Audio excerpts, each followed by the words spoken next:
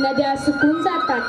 पाऊस यावा यासाठी, इंद्रदेव प्रसन्न होण्यासाठी सर्व वृंदावनवासी एकत्र भेटतात आणि पूजेची तयारी सुरू करतात। हे सर्व कृष्ण पाहत असतो। तो आपल्या बाबांना जाऊन सांगतो,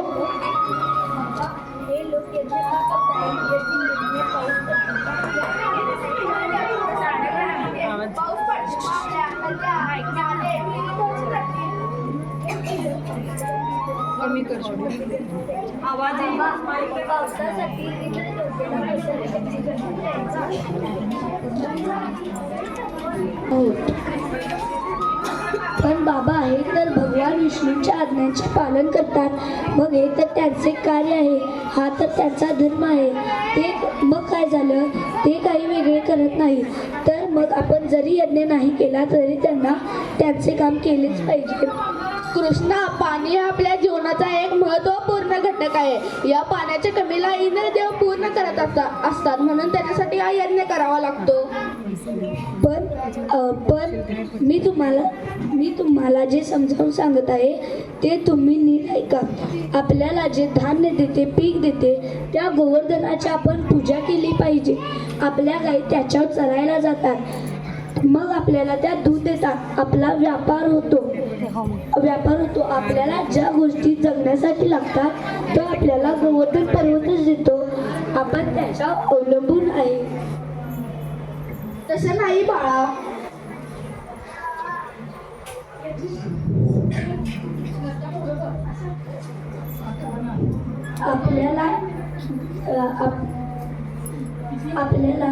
आपल्या गोवर्धनाची ते आपल्याला आपण त्या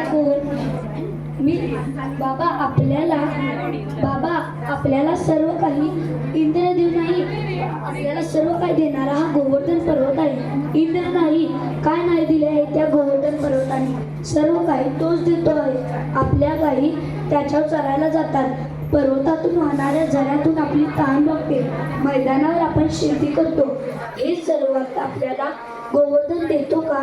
नाही, हे सर्व आपल्याला इंद्र नाही, गोवर्धन पर्वत देतो। त्या गोवर्धनाची आपण पूजा केली पाहिजे।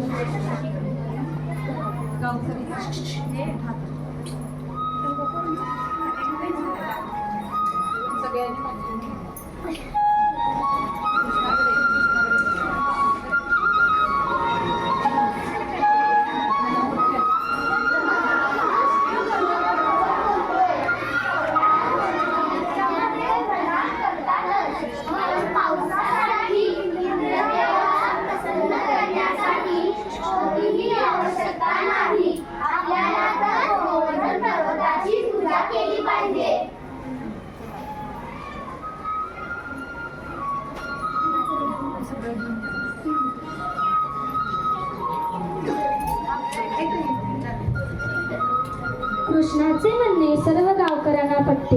सगळे गावकरी यज्ञ सोडून गोवर्धन पर्वताच्या पूजेला निघतात। सगळे लोक गोवर्धनाचा जय जयकार करतात। गोवर्धन पर्वत की जय। गोवर्धनाचा जय जयकार इंद्राच्या कानापर्यंत पोचतो। सेवक, हे काय? सेवक, हे लोक या गोवर्धन पर्वताचा जय जयकार का करतात? महाराज, हे लोक बाळकृष्णाच्या बोलण्यातून तुमचे यज्ञ सोडून गोवर्धन पर्वताची पूजा करीत आहेत। हे मी कधीच होऊन देणार नाही। जाऊन वृंदावनातील लोकांना त्रास द्या, अतिवृष्टी करता येईल ती करा, वृंदावनवासीची पळापळ करा, त्यांना माझ्या शरणमध्ये यावंच लागेल। त्यांनी स्वतःहून या इंद्रदेवाला ललकारला आहे, आता नुकसान होऊनच राहील। बघूया एक छोटा मुलगा कृष्ण त्यांना कधीपर्यंत वाचवतो। आज्ञांचे पालन करत असताना इंद्राचे लोक संपूर्ण वृंदावनावर वर्षाचे संकट कोसळतात। जोराची हवा वाहते, ढग गडगडू लागतात, सर्व लोक भयभीत होतात, इकडे तिकडे पळू लागतात, प्राणी पक्षी अस्वस्थ होतात, पशु पक्षी पळू लागतात, वृंदावनमध्ये पूर येतो, वृक्ष झाडे पडतात, सर्व लोक घाबरून नंदबाबांकडे येतात आणि कृष्णाला सांगतात,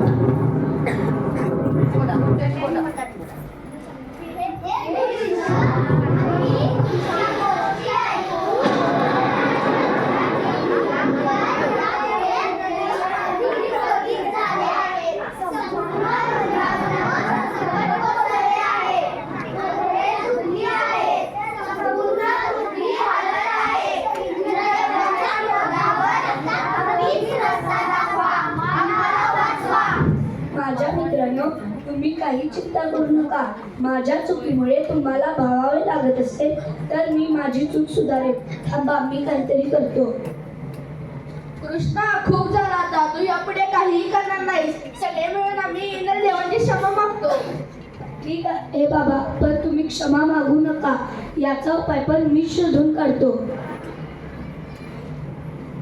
कृष्ण गोवर्धन पर्वताच्या जमिनीला बोट लावतात.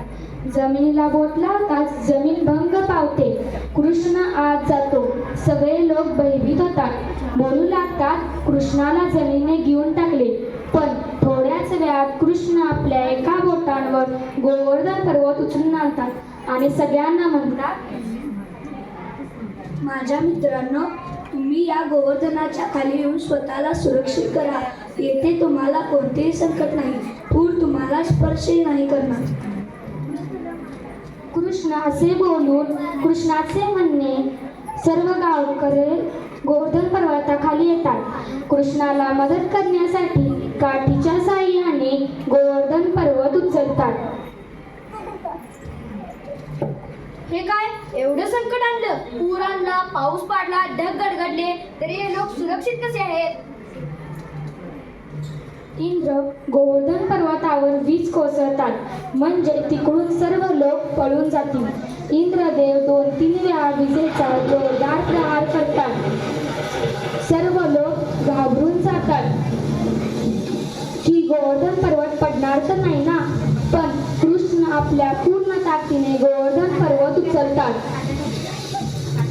माझ्या मित्रांनो, तुम्ही घाबरू नका. इंद्र आपले काही बिघडवू शकत नाही. त्यांना त्यांच्या शक्तीचा अहंकार झाला आहे. ते स्वतः मला भेटायला येतील. तुम्ही चिंता करू नका. असे बोलून कृष्ण बासुरी वाजवायला सुरुवात करतात. बासुरी वाजवता वाजवता सुराने एक ढग इंद्राच्या दिशेने जातो. ढगात एवढी शक्ती असते की इंद्राला आपल्या रथात बसवून चिखलात पाडतो. चिखलाने चेहरा मापतो. थोड्याच वेळात ढग शांत होतात. पाऊस थांबतो. पशु पक्षी गायी आपापल्या घरात जातात. सगळे लोक कृष्णाचा जय जयकार करतात. कृष्ण गोवर्धन पर्वत खाली ठेवून देतात. वृक्ष झाडे सरळ करतात. तेवढ्यात त्यांची नजर इंद्रदेवताकडे पडते. इंद्रदेव आपला मुकुट काढून कृष्णाच्या पायाजवळ ठेवतात आणि म्हणतात, भगवान कृष्ण, मला क्षमा करा. मी तुम्हाला प्रतिकार केला. मला माहीत आहे तुम्ही साक्षात भगवान विष्णूचा अवतार आहात. भगवान विष्णू आम्हा देवतांना शक्ती प्रदान करतात आणि मी तुम्हाला प्रतिकार केला. अहंकार झाला होता मला माझ्या शक्तीचा. हे मी विसरलो होतो की ही शक्ती मला तुमच्याकडूनच मिळाली. मला क्षमा करा. देवराज इंद्र, तुम्हाला तुमच्या शक्तीचा अभिमान झाला होता आणि याच अभिमानाला मोडण्यासाठी मला हे सर्व काही करावं लागलं. तुम्ही भक्तजनांची रक्षा केली पाहिजे. ही शक्तीचा प्रयोग. आता तुम्ही जा. मी तुम्हाला क्षमा केली आहे. या कहाणीतून आपल्याला ही शिकवण मिळते की देवाच्या शक्तीपुढे प्रत्येक अहंकार हा लहान असतो. धन्यवाद.